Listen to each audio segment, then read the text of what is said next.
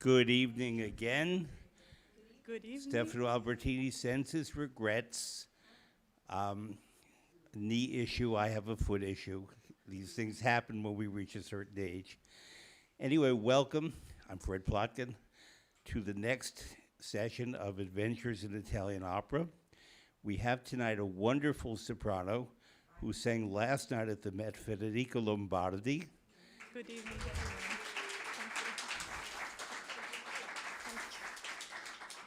And we have an audience here, and we have an audience watching us all over the world.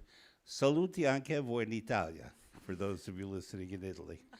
I'm going to talk to Federica, as you know, about various things, but I want you to know that my next guest on April 22nd is Isabel Leonard, and I've decided that Federica and Isabel Leonard should do Così fan tutte, right? As the sisters. So please welcome Federica Lombardi. Thank you. Thank you for having me.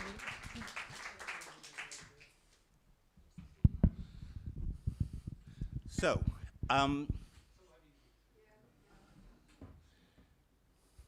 who here has been to Emilia-Romagna? Who here has been to Romagna? Who here has been to Cesena? You've been to Cesena. Are you related to Federica?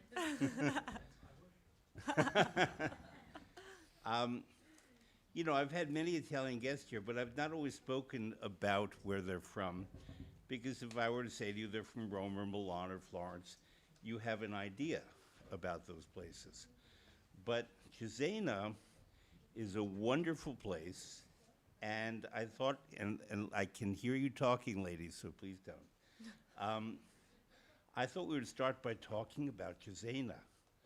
Federica, tell us about Cesena. So, Cesena, it's my hometown.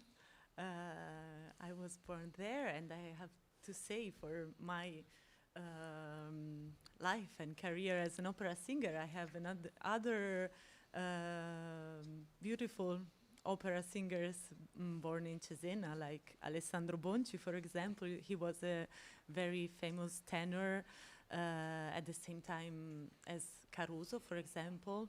He was like a kind of a exactly a competition with him, and he also sang at the Met back in 1908, I think.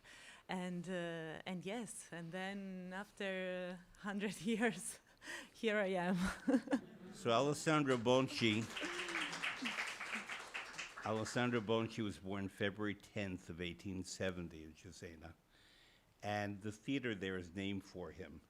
And originally it was the Teatro Spada, which opened in August of 1843, and it's a beautiful theater.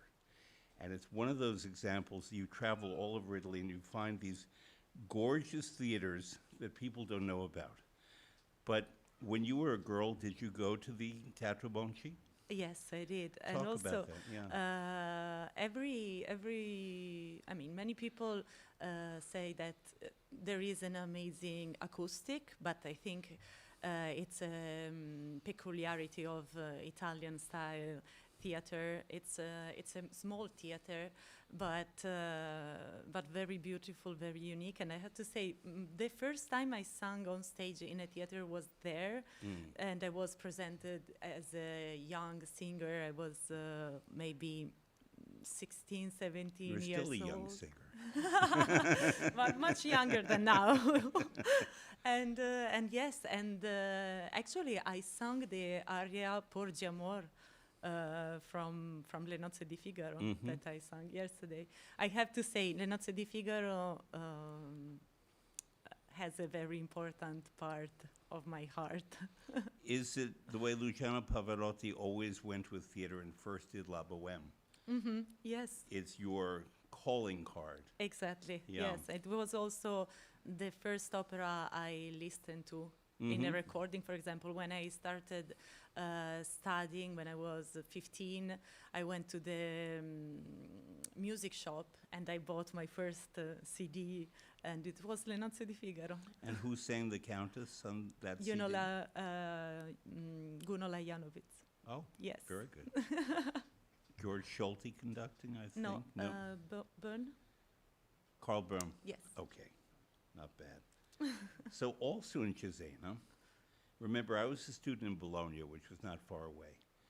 And so because I was studying opera and theater production, they took us to all the little theaters in the area. And I remember so beautifully the Teatro Bonci because it was the theater I liked most. Teatro Comunale in Bologna, of course, but of the little theaters in the region, this was the one. But also there's the Biblioteca Malatestiana. This is the oldest public library in the world. Yes. And it's a very beautiful library. It opened in 1454 as a public library, the first civic library in Europe, it says, but they believe now the world. And it was put into UNESCO's Memory of the World Register in 2005. When you were a girl, did you go to that library? Yes, of course. And I also visit the library last summer because I wanted my boyfriend, my fiancé now, to enjoy the beauty of this cultural essential that we have there, because it's something with a big history, and the story of the library, it's unique and special. And there was also a situation during to preserve the books during the war, and they had to hide everything because during the war the library was occupied by the occupiers. Yes. and yes, and this is incredible that they could made it happen just to preserve these historic elements that we have. I mention this because I think it tells you more about Federica than if I were to say she's from Bologna or Florence or whatever, because we have ideas of these places. But it's a city, it's not a small little town. It is a city, but not a big city.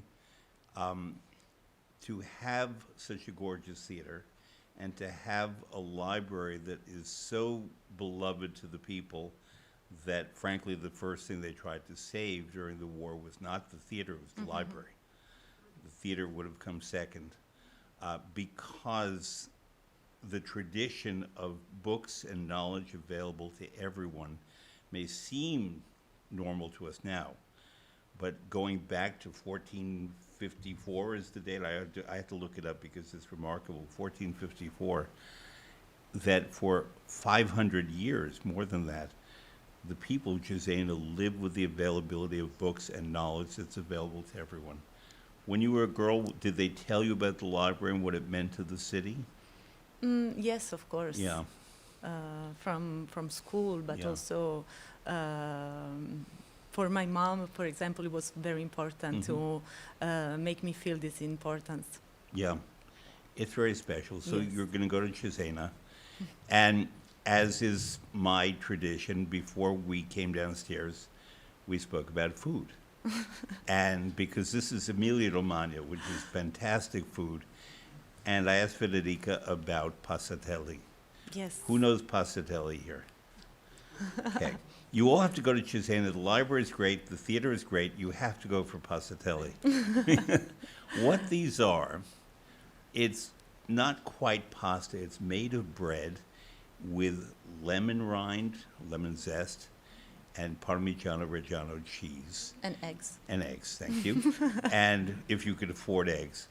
And they come out like these sort of strips or tubes. They look like soft spaghetti. And you cook them or you serve them in a delicious broth. It's so good. And did I say nutmeg? Nutmeg. So it's nutmeg, lemon, cheese, eggs, and bread. Yes. And so it's leftovers, so to speak. But it's just so magnificent because the lemon and the nutmeg, not as a sauce, but as the flavoring inside the pasta, is something very unusual. So. And everyone has a kind of special recipe. And like, what's yours? I mean, it depends. My way to cook is always going by sentiments and Yeah. and by what I Instinct, see yeah. and instinct Yeah. exactly. So I don't have like precise Right. grams or something like that. But if you put more Parmesan, they become softer, and Yeah. if you put more bread, they are harder. And so it depends also on your taste. And I must say, what I love is the lemon. Yes, That's me too. It's so unusual in a pasta to have this lemon combined with the rich chicken broth or capon broth. Somehow the lemon and the chicken and the nutmeg and the cheese, it's phenomenal. Phenomenal food. Yes, you have to try that. And really, so when you go to Cesena, you have a lot to do because it's just another one of these wonderful Italian places that, you know, tourists, when they go there, they go to the big cities, and I get that. But to really discover the quality of life of Italy, to go to a place where the people love their library and revere their library as the central organizing principle of their city, makes it very special. So, you studied not too far away in Forlì, is that correct? Yes, actually, because as a family we moved from Cesena to Forlì when I was about 7 years old. Okay. Also, my mom is she's from Cesena and my dad from Forlì, and they are very, very close by. Only I don't know, less than 20 kilometers. And so yes, I started studying singing there when I was around 14, 15 years old, and before I studied piano, but then I was very into the tennis, so I wanted to become a tennis player before, but then I found out that it wasn't my my career. So I was like, what can I do now? And it ended that I went to the music school exactly the day when they were doing auditions. And I was like, but I'm not prepared. What can I do? And they told me, no, just go, just try, and they will see, they will tell you. And I went there, and I just did the audition by imitating my first teacher, doing like scale, arpeggi, and exercise like that. And the week after I started the lessons, and it was it was a lucky moment. And the reason, it's true, you are still very young, but the reason I said that is because most singers, especially lower voices, but also higher voices, don't get their career started so quickly and at such a prominent international level like Salzburg, the Met, Vienna, and so on. By the way, thank you to the Metropolitan Opera, who made it possible for Federica to be here tonight. I meant to say that before. But your rise was very quick. Yes. How did that happen? But apart from talent and beauty, yeah. How did that happen? I have to say, after finished the school in Forlì, I went to study in Rome, where I found my real first vocal coach. So I started from the beginning again, I have to say. So because when you start singing, you really need to know your instrument. And so it's so important to have this kind of relation with your body and with your feelings, because it's not like an instrument like the piano or the violin that you can see. So it's all about feelings. So it was so important to me to find the right person that could explain to me the sensation, the muscles, the breathing, that it's the most important part of singing. And so I moved there to Rome, and my grandfather was living there. He was a painter, And so also it helped me. Mario Cavaradossi?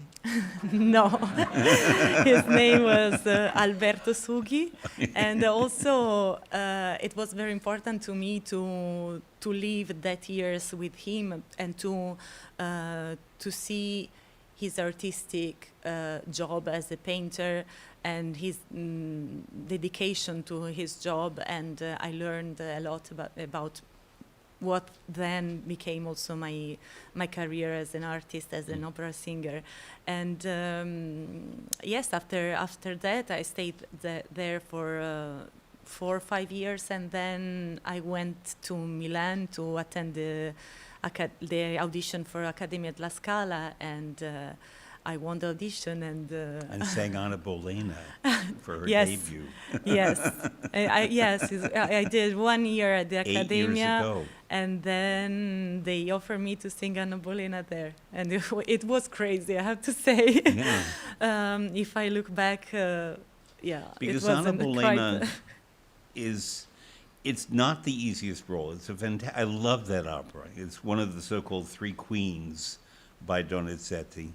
And it's the lowest voice of the three.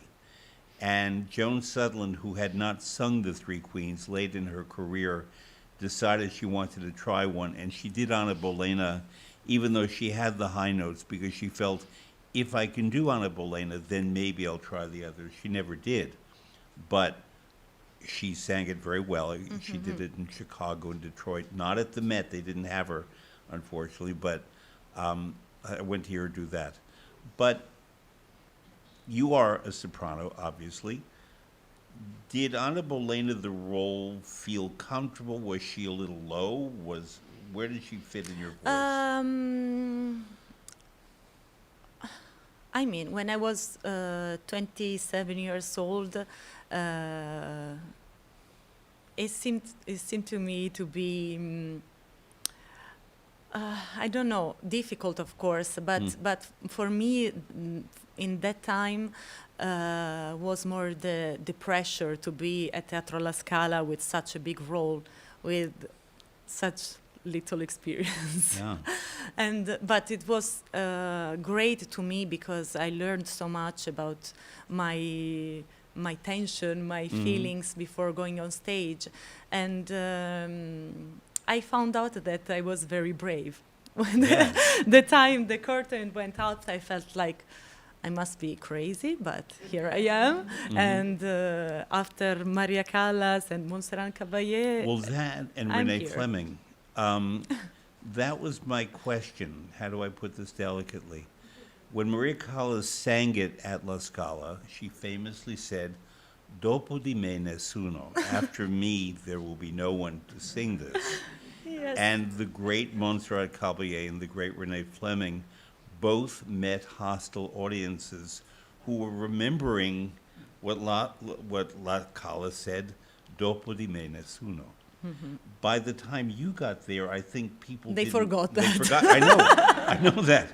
But I mean, I remember when you did that, and I remember being a little concerned because I had seen Caballé and Fleming do that, and Fleming, who's I love, the audience really behaved very badly that night, so much so that the conductor put down his baton and left the pit. So because he did not want that to happen to Renee Fleming, one of our greatest stars, but the audience behaved very badly. And I remember when you were announced, I was thinking, I hope that no one says to her, "Dopo di me nessuno," because did they talk about the history at all, about Callas? No, Good. Just Good. to I'm protect glad. me. I'm glad, because I think they saw that if Montserrat Caballé and Renee Fleming could receive abuse from the Scala audience, that there was a history there with this particular role, which is, it's a great opera. Copia Niqua is just a fantastic scene. Yes. And, It's the last scene is one of the longest, because you have all the aria di follia? The mad scene. The mad scene, yes. And it's very long, an aria, I seen the cabaletta, and you have already sung all the opera, all the 2 acts before. So it's a crucial moment. Yeah. And I have to say, then I sang also Anna Bolena last year, Mhm. and with totally another feeling. Just to say that I think when you have more experience, you feel how difficult are things. And it was so much challenging, more challenging last year to me, because when you really know then your possibility, your instrument, your voice, and also you develop your way to be on stage and to act.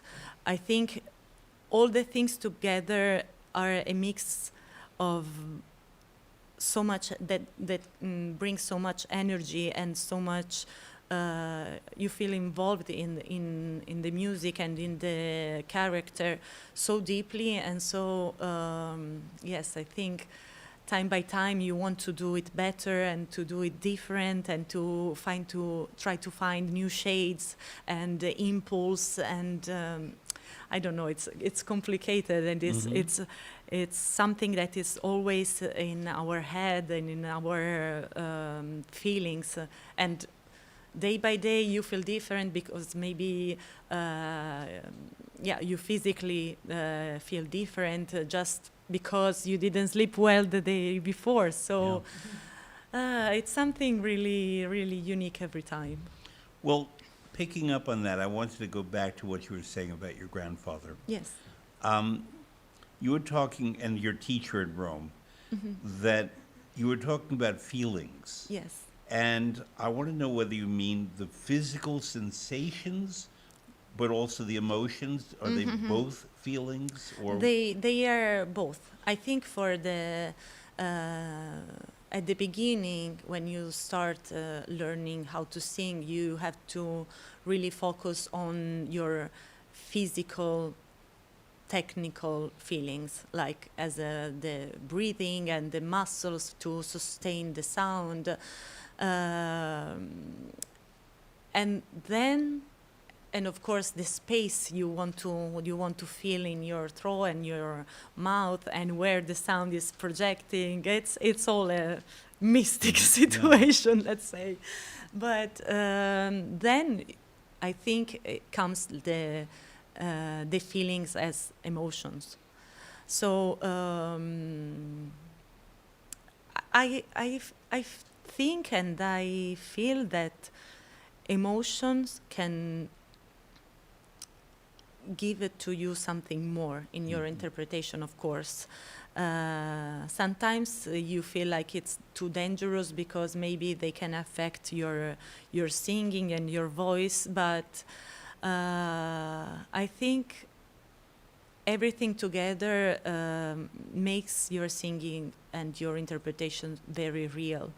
And of course, it depends also on the repertoire, because if you sing bel canto, so maybe Donizetti or Bellini, you want to focus more on the beauty and the perfection of the sound of the emission and your voice. But then it's crucial to me, for example, for Verdi and but also for Mozart and for Puccini to really bring on stage your truth, your feelings, your deep sensations. which you certainly do as the Countess Almaviva in the Nozze di Figaro. We'll get to her in a moment.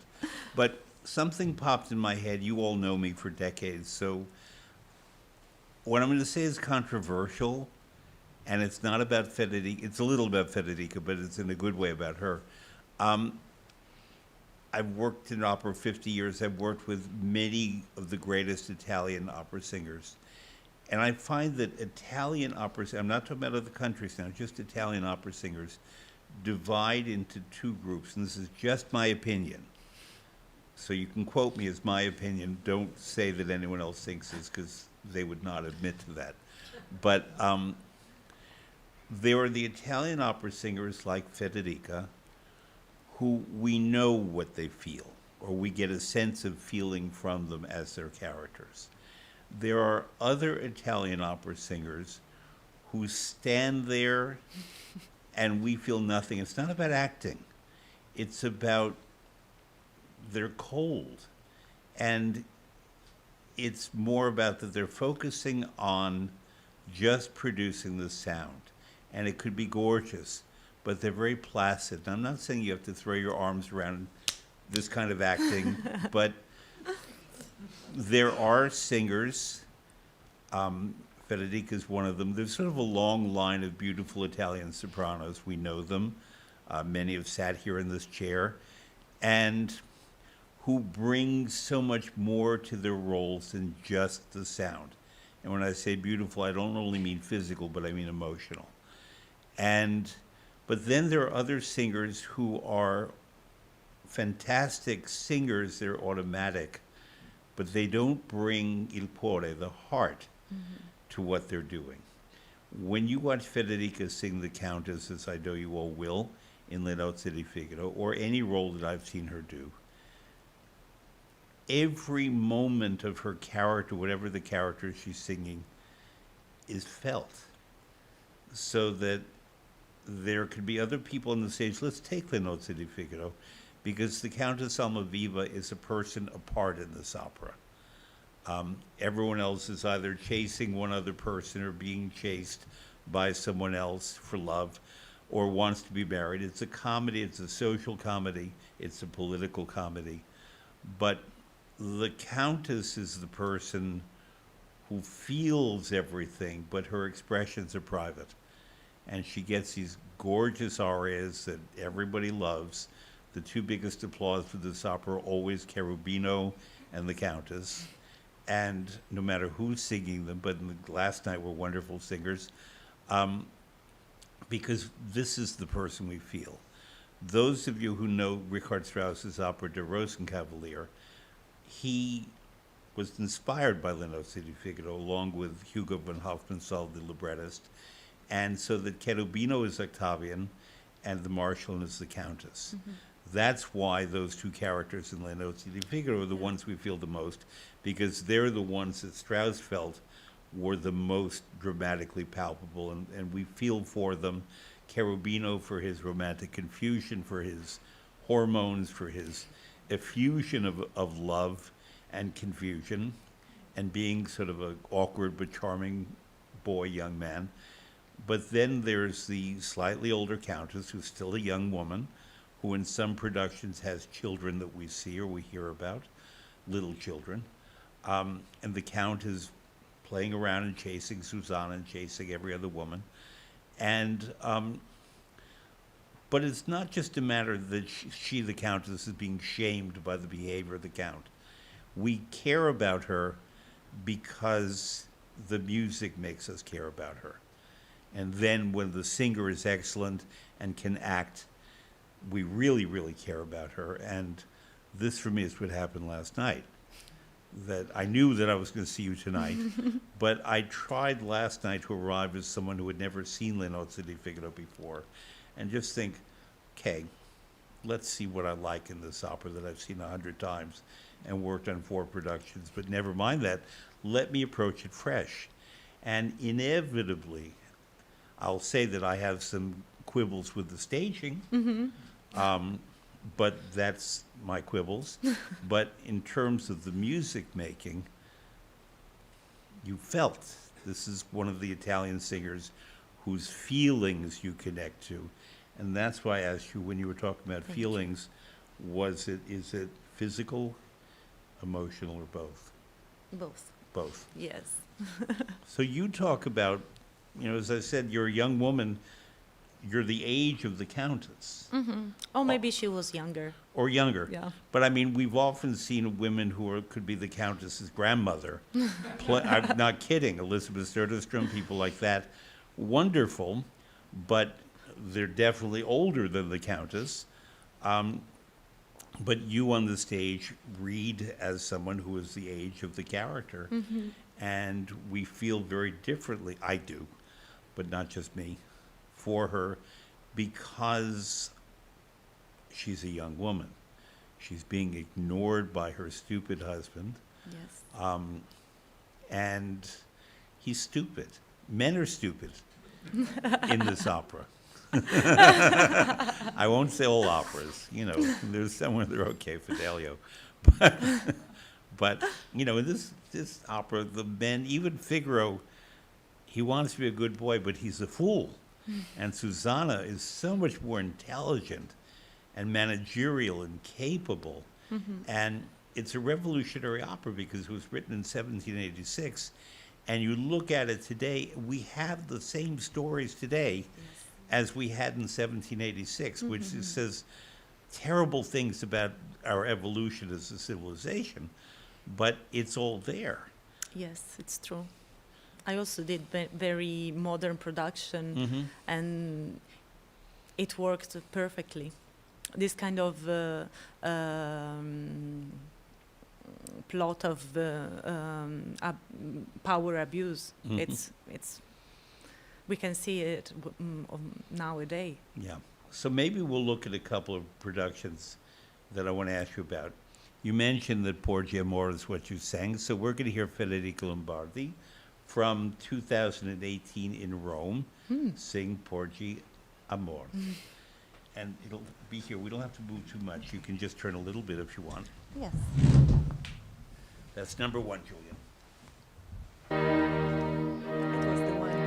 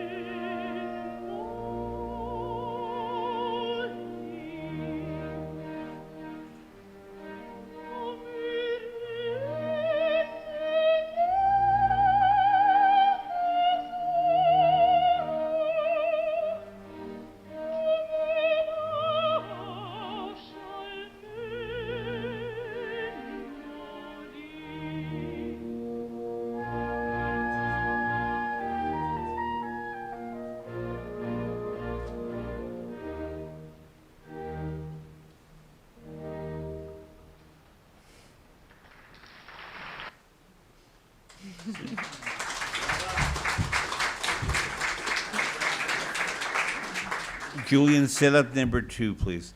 Federica, in American English, we have an expression, there's an elephant in the room. Yes, it was exactly that.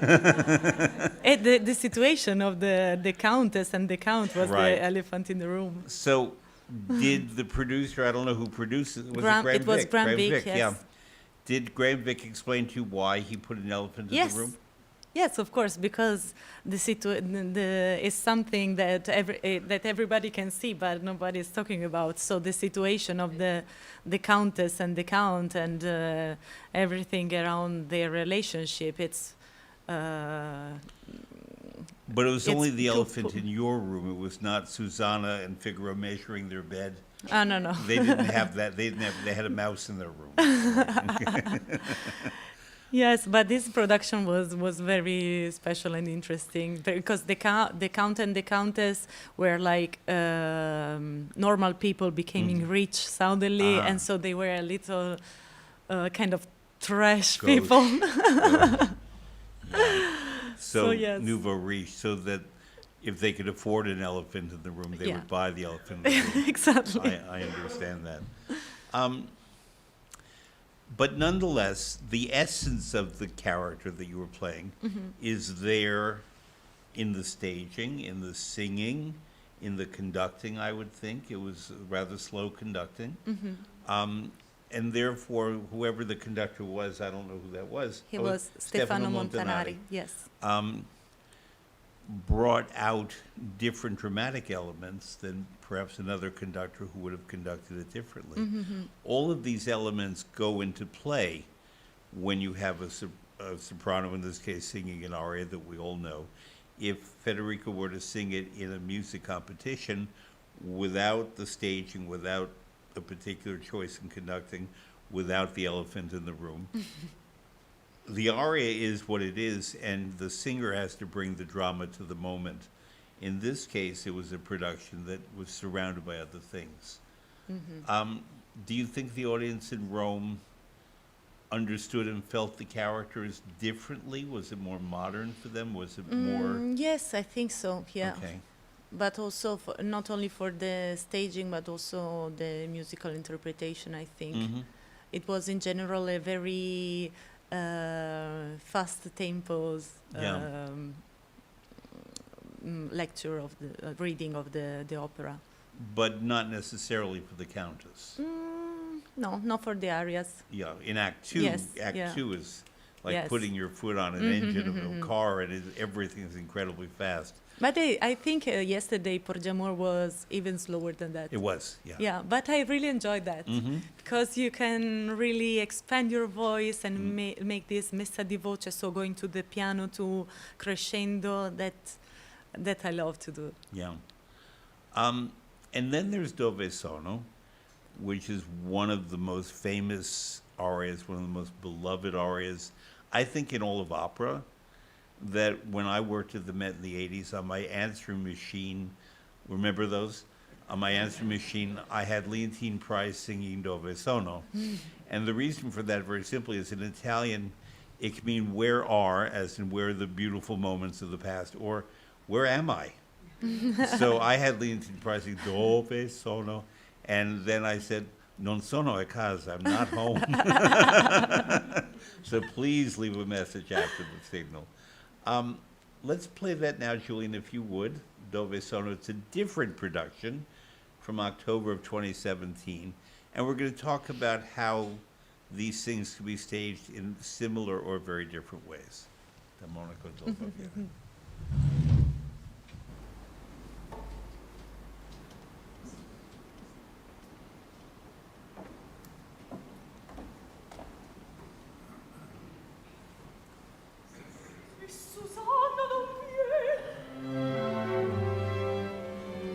Ansiosa di saper come il conte accolse la proposta.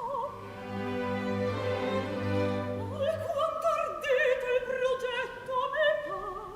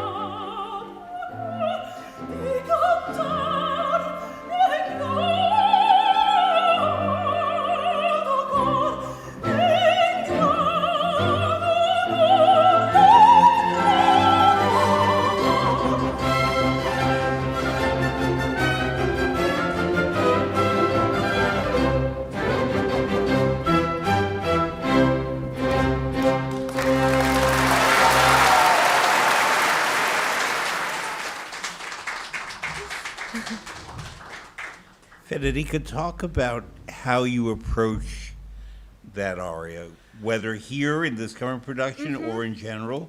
Musically, it was different Yes. in Munich than it was last night. I'm not saying better or worse, different. Very different, Yeah. yes.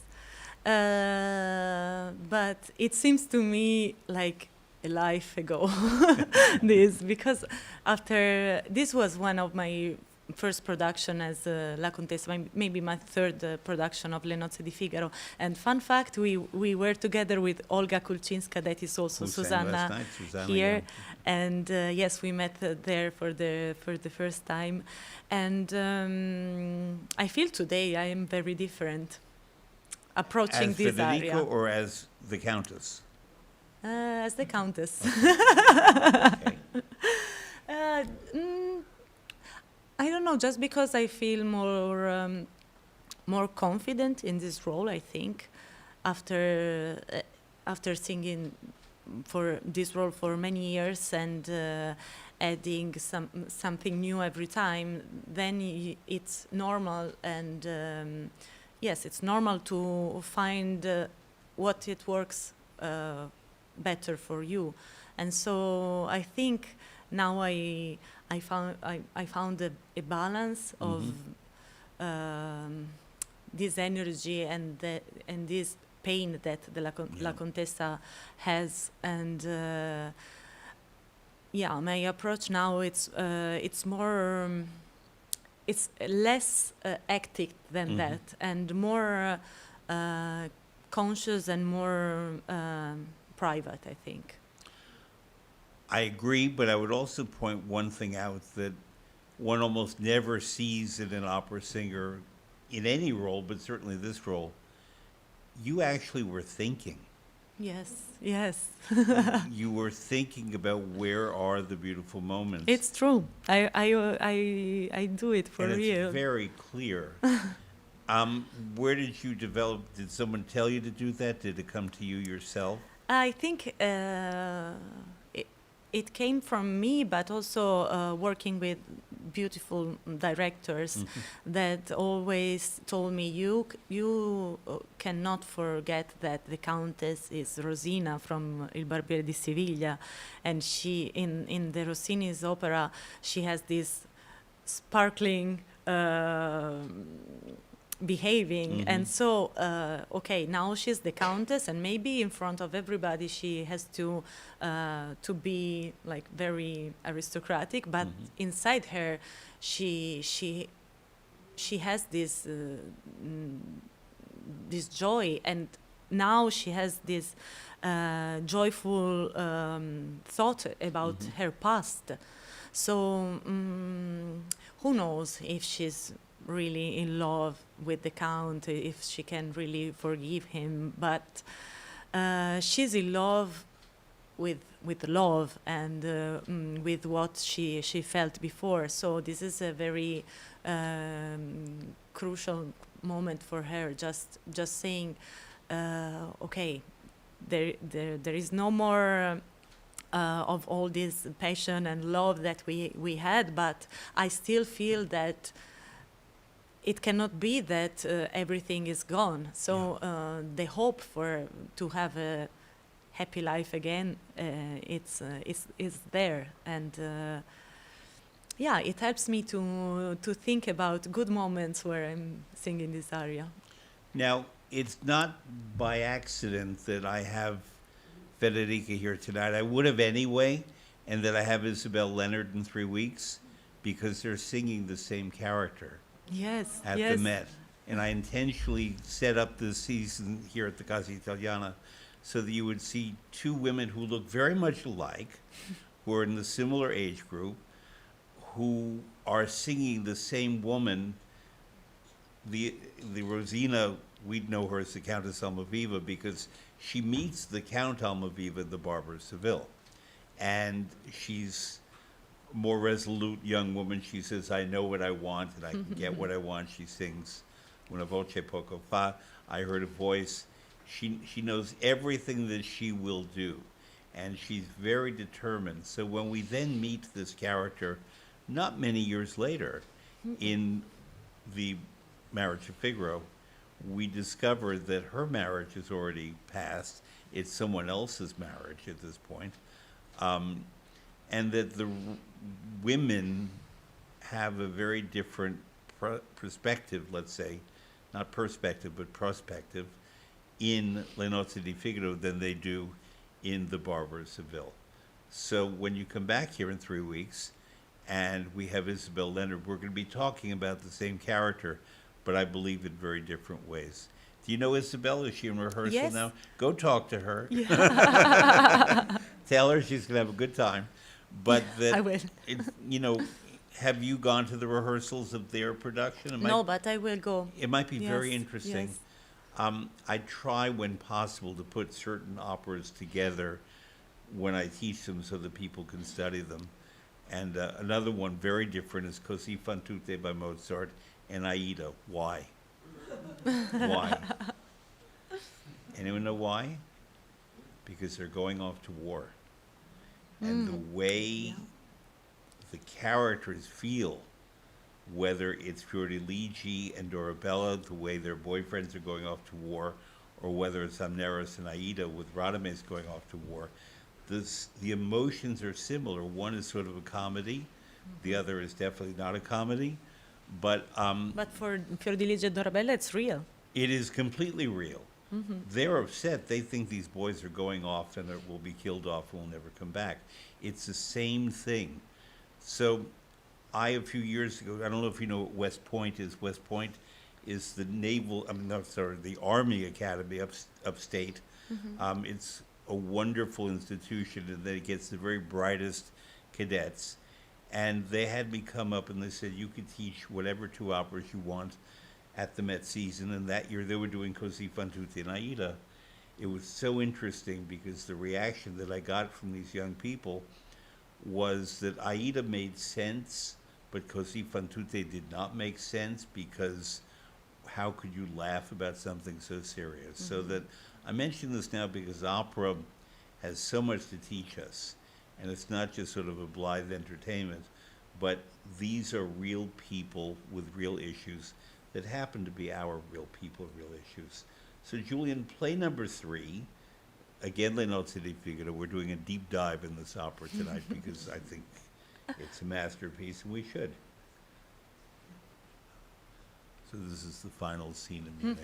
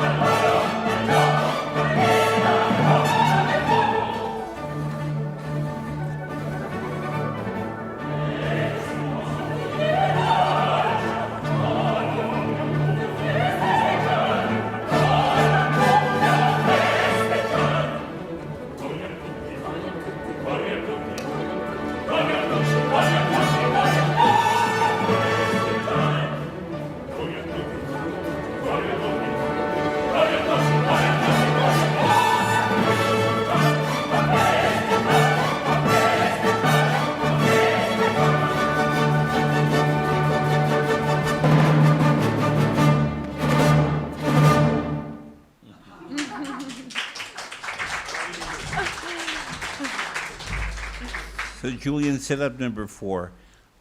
This production is very different. It's in black and white, basically, and therefore some of the exchange of costumes and disguises that happened in the last act were not so disguised. They were very open. We could see Yes. who all the characters were. When this was directed by Christophe Lloyd, Yeah. did he want you to not realize that you were all recognizing one another, or Yes. yeah, because it's a very different interpretation. Talk about that. I mean, sometimes happens when we have to pretend not to see each other, or when we have to pretend that it's very dark. It's important, for example, to play that you cannot see anything, and even if you have this bright light, it's important to feel that you are lost in the space. So that was the idea. It was interesting that most of the cast were very young performers, except for 2. Christian Gerhardt was the Count, Yeah. definitely older, wonderful, wonderful, wonderful Beautiful, artist. yes. I'm going to ask you about the 2 older artists in the cast because they're both really great.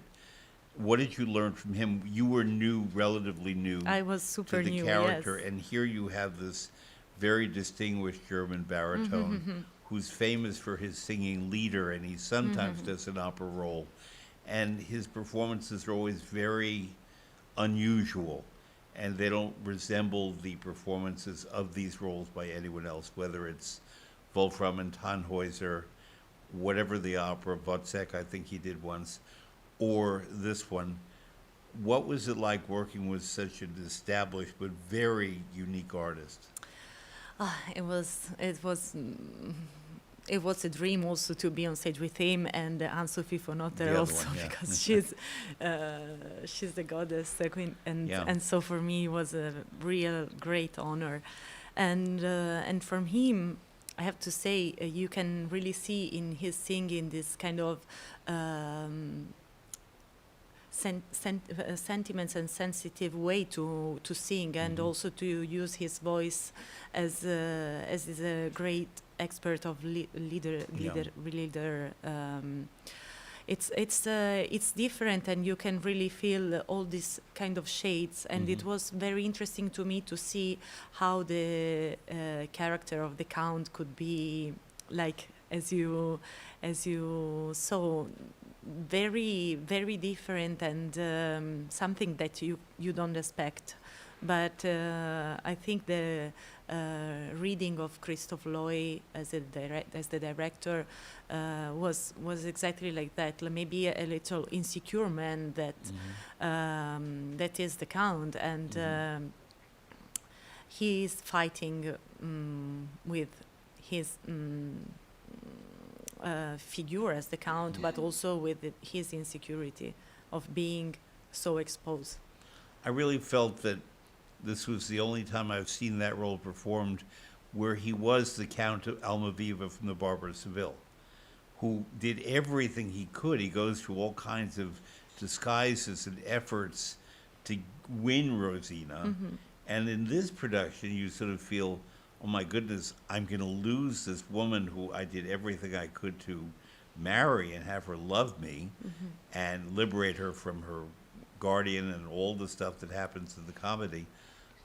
You could see it on his face. Yes, it's Contessa impressive. Perdono, Countess, pardon me, forgive me, was really felt. Most of the Counts, including last night, you sort of feel, Countess, forgive me, tonight, tomorrow, who knows. Exactly. But this one, you really felt that he was heartbroken. And also feeling shamed. And also because he was older, that he may not have the opportunity to get such a wonderful wife again. Whereas the younger ones say, I'm sorry, I messed up. And the other one is Anne-Sophie von Otter. Those of you who've been going to opera for a while may have seen her in all kinds of things. And she's what we now call a senior artist, a wonderful artist, who's playing these character roles magnificently. She used to play Octavian in all the leads, Cherubino. What did you learn from her?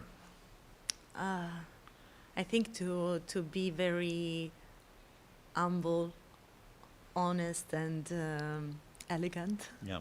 Yes, And funny. she's and funny. Very funny. She's one of the greatest, and she's an example for many opera singer and for me too. I know. Julian, play number 4. Tonight is mostly Mozart night, and I have no complaints because after I want to ask Federica about her relationship with Mozart. So number 4, if you please, from Don Giovanni.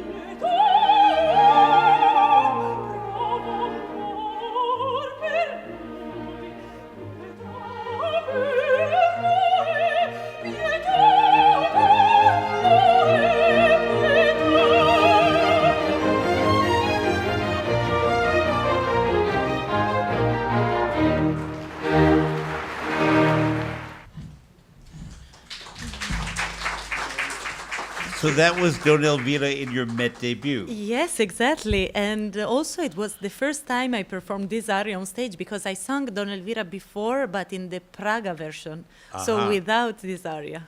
So Don Giovanni was written in 1787 by Mozart, and it premiered in Prague. But then, when it moved to Vienna, he amplified and changed the character of Don Elvira a fair amount. And it always is controversial. When I talk to sopranos, they say they prefer Anna or they prefer Elvira. Every soprano, without exception, I've spoken to said, I prefer Elvira. And what's interesting is, and I've said this to other audiences on this topic, so forgive me if you heard me say this, it's an opera I've worked on a lot, much more than The Marriage of Figaro. And the stage director or the conductor sometimes usually makes a decision early on, is it more an Anna production or more of an Elvira production? And if it's a more Anna production, the whole storytelling is very different than if it's an Elvira production. I'm not saying it has to be one or the other, but inevitably, I mean, when I was growing up with this opera, I saw a lot of Elvira productions, Kiri te Kanawa, for example. But later, I began to see a lot more Anna productions, and I came to understand the opera differently. Anna, I think musically is a harder role. Her social status is slightly higher than Elvira, but they're both donna, they're both ladies, and therefore different from Zerlina, who's a charming peasant girl and a little more flirtatious. But they're different characters.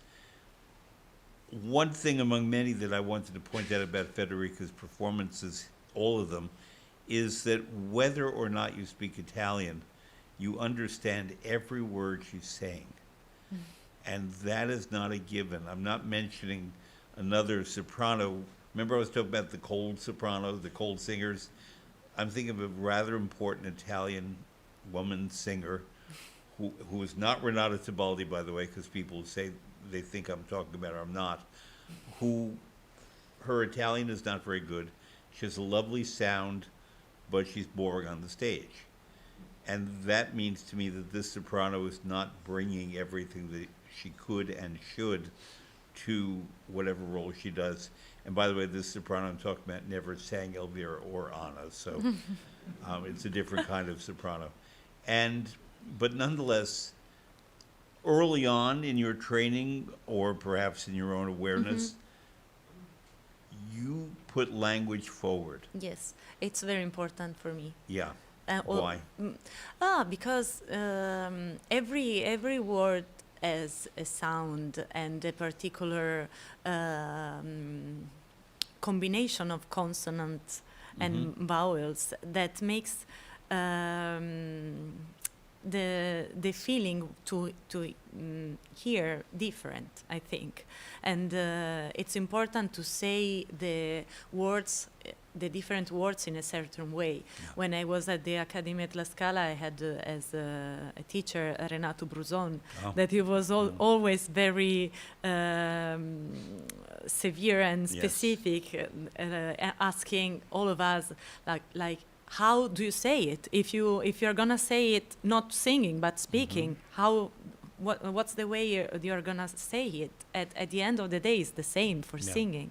So it's true that the Canto all'Italiana, it's really based on making the sound on the vowels. But to me, consonants are a connection from a vowel to the other. So it's important to really speak the consonants. So would you speak the first lines of that aria, Mi tradico l'alma? Mi tradico quell'alma ingrata. Yes. And there are a lot of M's and L's and T's in there, and a fair amount of the letter I. Mi tradi. Yes. I mean, Lorenzo da Ponte, fantastic librettist, buried here in New York, by the way. Yeah.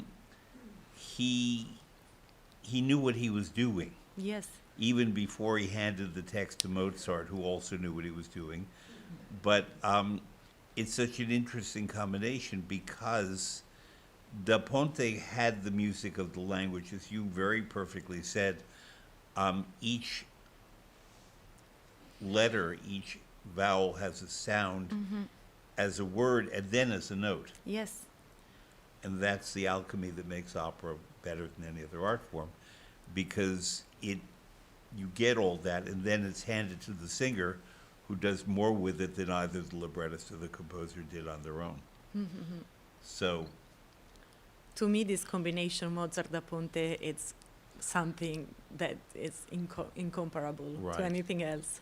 This, I mean, this mi tradì quell'alma ingrata, you feel the pain, you know? And for example, in the duet Fior di Ligi Ferrando, when you have all the part sospirar, sospirar, and you can feel in this word the breathing and In così fan tutte. it's beautiful.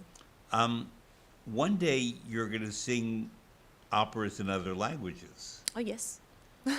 And that are not your language, and even if you learn them perfectly, like one day I would love for you to sing the Marschallin in the Rosenkavalier. That makes perfect sense. Yes, But it's a lot of German.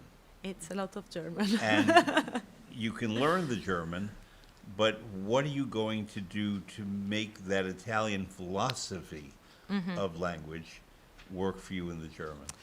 Of course, it's gonna be much more difficult because if your native language, it becomes natural, and you don't have to think about it. So in another language, it's of course you have to really study a lot, and also for German, I know that one word is put. Is there for a reason, and also can have different meaning and shades. So it's important to really focus on the libretto in that case. And another particular thing about the Rosenkavalier is that it's set in Vienna in the 1700s. And Viennese German is different from Hochdeutsch, from Yes. Wagnerian or other Straussian German. And you're not supposed to sing this in Viennese, but you're supposed to inflect the Viennese flavor. And so it's a very particular role. And one day you and Isabel Leonard We will do that together. do that together. Where I'm casting the whole careers for both of them. But I would love to see that as well. We're going to go to another role in Don Giovanni. I don't know how much you sung her. Number 5, Julian, if you please.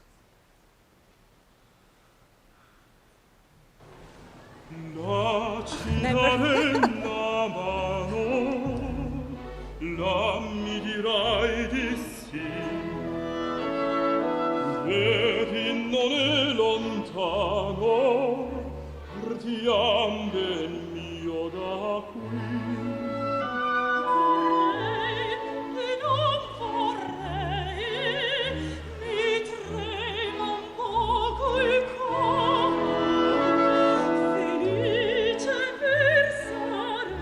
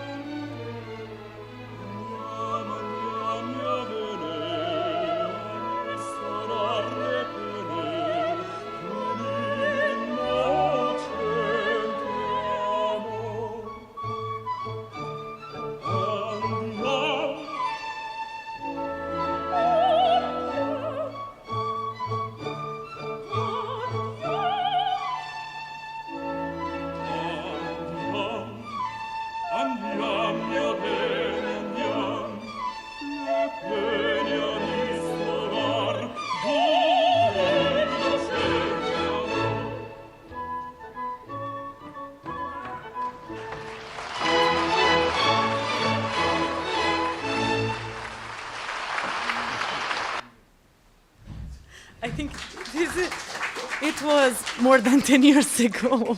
Yes, it was, well, 2016 is what I have, so 9 years Oh. ago. Is this in Ukraine? No, it was in Azerbaijan. Azerbaijan, okay. Yes, because one of my friends and colleague at the Academy at La Scala was from there, Okay. and he invited me I to see. sing there. I asked because it's a role, Zerlina, that Federica has never sung on the stage, and yet you completely knew her character and her responses and her acting and her language and so on, in a way that the fellow singing Don Giovanni, he was looking at his girlfriend in the audience, I think, because he was not looking at you until the very end, and it's a seduction. And so why is he looking in the audience? We were too young. Julia, would you please set up number 7? We're staying in Italian language opera, but this time by an Italian composer, Vincenzo Bellini, because you very recently, as in I think right before coming to New York to do Le Nozze di Figaro, sang Norma in Vienna. Yes. And so we're going to hear a little aria from that. And then we'll talk about it a bit. So if you please, Julia, number 7. It's just audio.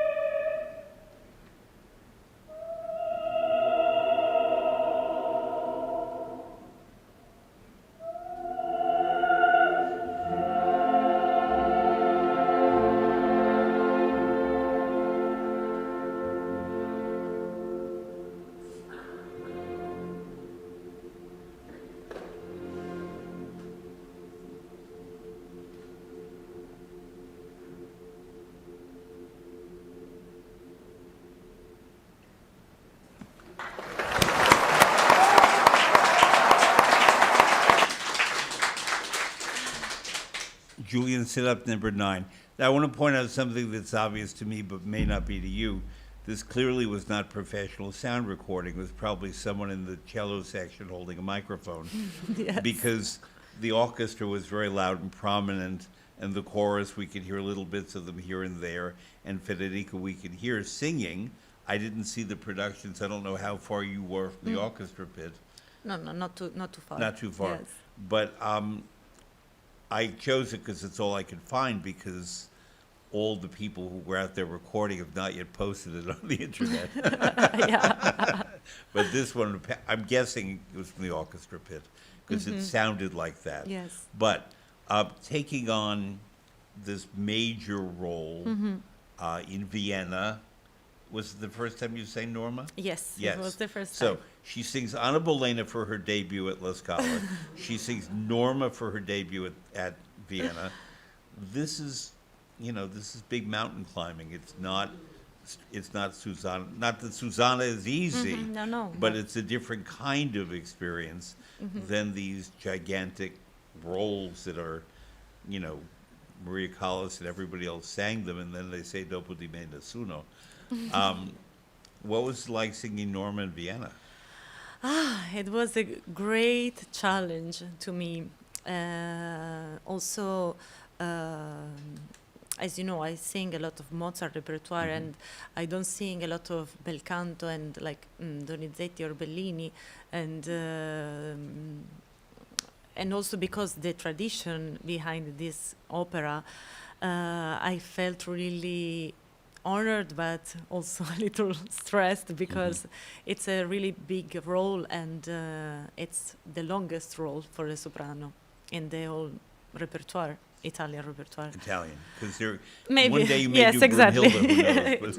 That's longer, but yes, and so for the heaviness of the character itself, like vocally speaking, because it goes from very low register to very high register, and basically you sing for more than Hours.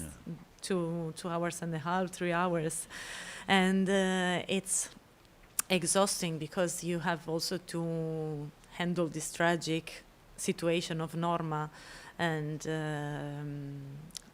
everything together, the pressure, the debut, and also it was a weird situation, because in Vienna at the same time they were doing also another production of Norma at the At other the Teatro theater, under Wien, the yeah. same I time. know, So there right. was like also all the interviews asking me how I feel in competition with the other singer. No, I don't feel the competition. I try to do my best as I can. As we are different singers, Yeah. and but it was huge to me. Now I can wait to sing it again, and it will be in 2 years. So every time you sing a role for the first time, it's always a little it's altogether a mix of feelings that you cannot really understand well. So it's like, okay, we do 6 weeks, 5 weeks of rehearsal, and then we go on stage, and suddenly 6 weeks of rehearsal, and then 2 weeks for performances, and in 5 performances you're done. It's like, this is not enough. I want to see myself develop the character on stage performing. It's like making passatelli. Exactly. Every time you add something. More lemon this time, a little more cheese Exactly. that time. Who were your Polione and Adalgisa? Polione was Juan Diego Flores, Oh my goodness. yes, and Adalgisa was Vasilisa Berjanskaya, Wow. yes. And Oroveso? Oroveso, il Debrando d'Arcangelo. Oh my goodness. Yes. And who conducted? Michele Mariotti. My goodness. Michele, who I would like to have one day on the stage. Michele Mariotti is of the Mariotti family of Pesaro, and they're the guardians of the tradition of Rossini, and not just Rossini, but the Mariottis go back with the Rossini Festival to 1984, if I'm correct. So for our last selection, number 9, I chose it because number 1, you sing it gorgeously, but number 2, it's one of my two favorite Verdi women, and I wanted us to hear you sing some Verdi because you will sing some more Verdi in the future. So, Julian, if you please, number 9.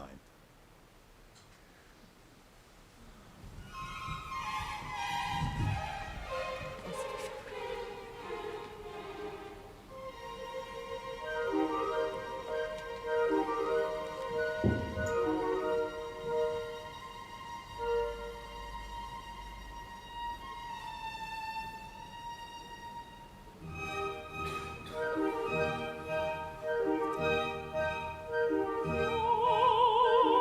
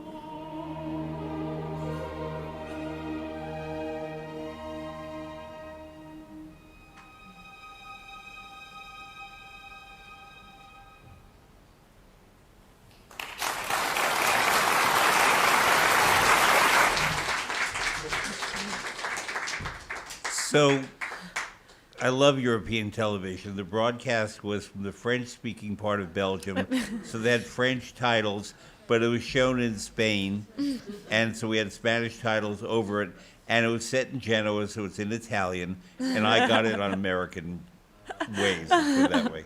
So, that's Amelia, who sometimes goes by the name Maria, Yes. in Verdi's Simone Boccanegra. This is also one of my favorite characters. Yes, why? Because in the opera, in general, Simone Boccanegra, it's a very dark opera, and I think she's the light of the entire opera as a character, but as the music she has. The music at the very, this is your entrance aria. Yes. Those sounds that we're hearing in the orchestra are the waves of the Ligurian Sea. Yes. And she's taking in the air, and Verdi captured so perfectly that place in Genoa, which if you've been there, you know Genoa is a very beautiful, complicated, but very, very beautiful city that Wagner, after seeing London and Paris, he said Genoa is so much more interesting than London or Paris. And the Genoese built aqueducts in the 10th and 11th centuries when nobody else was bringing fresh water to the city. On Facebook, I belong to a group of people who love Genoa, actually. And we don't pay for belonging to that group, so it's a perfect group for the Genoese.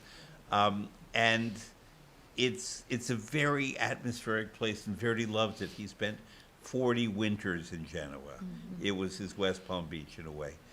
And he loved the people of Genoa, and he loved the atmosphere and the sort of slightly defiant, slightly eccentric, but very dependable, strong people who are the Genoese. Yes. And do you, I know that singers don't reveal their future engagements. Is there a possibility I might someday hear you sing it again? Oh, yes. Actually, one season is out. It's already out. So next year I will be Amelia in a new production of Simone Boccanegra in Amsterdam. Okay, Yes. okay, good. But before I do also a Wiederaufnahme in Vienna. Okay, Yes. so those of you, Mr. Gelb, who are watching, the Met has a gorgeous Elijah Moshinsky I would production. love to sing Simone Boccanegra here. Gorgeous, one of the best productions in the repertory. It's an opera that we have singers around who can sing these different roles. And you have your Amelia and your Maria. And, yes, did I leave anything out? No. No. I really want to thank Federica Lombardi. No, thank you. It was... Thank you.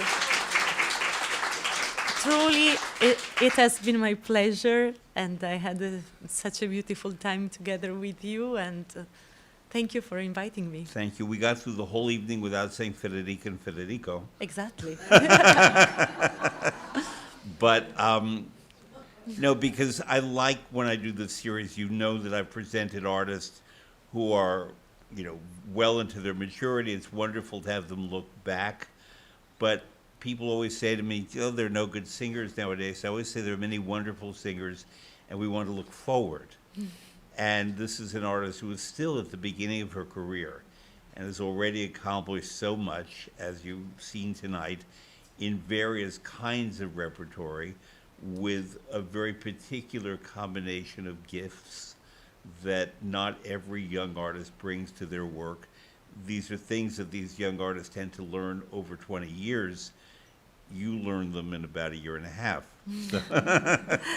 And therefore, we are the lucky ones who can benefit from that. So, Federica, thank you very much. Thank you. Thank you so much.